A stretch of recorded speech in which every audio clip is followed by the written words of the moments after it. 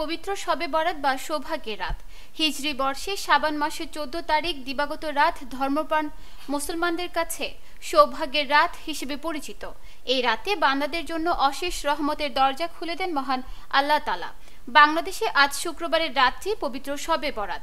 মহামান্বিত এই রাতে ধর্মপ্রাণ মুসলমানরা পরম করুণাময় মহান আল্লাহর অনুগ্রহ লাভের আশায় নফল নামাজ, পবিত্র কোরআন তিলাওয়াত ও জিকিরে মগ্ন থাকেন।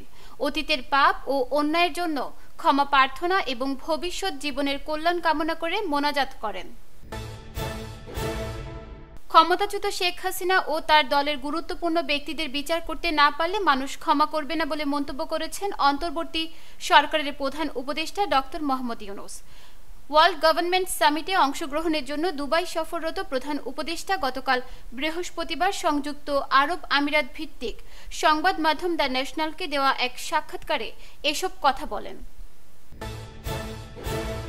জামায়াতে ইসলামের নিবন্ধন ও প্রতীক ফেরত না দেওয়ার বিষয়টিকে জুলুম বলে আখ্যায়িত করেছেন দলটির আমির ডাক্তার শফিকুর রহমান। শুক্রবার নরসিংদীতে এক কর্মী সম্মেলনে তিনি এমন মন্তব্য করেন। জামায়াত আমির বলেন, ফেসিবাদের বিরুদ্ধে মাথা নত না করার অপরাধে জামায়াতে ইসলামের নিবন্ধন ও প্রতীক বাতিল করেছে বিগত সরকার। এখনও তা ফেরত না দেওয়া জুলুমের শামিল। সংস্কার নিয়ে আগামীকাল শনিবার থেকে রাজনৈতিক দলগুলোর সঙ্গে আলোচনা হবে বলে জানিয়েছেন শিল্প ও গণপূর্ত উপদেষ্টা আদিলুর রহমান খান। শুক্রবার সকালে হাইকোর্টের সামনে শিক্ষা চত্বরে স্বৈরাচার পতন আন্দোলনে শহীদদের প্রতি শ্রদ্ধা নিবেদন শেষে এ কথা জানান তিনি। উপদেষ্টা বলেন, সরকার দেশের মানুষের অধিকার ফিরিয়ে দিতে চায়। নতুন ব্যবস্থায় ফেসিবাদ আর মাথাচাড়া দিয়ে উঠতে পারবে না।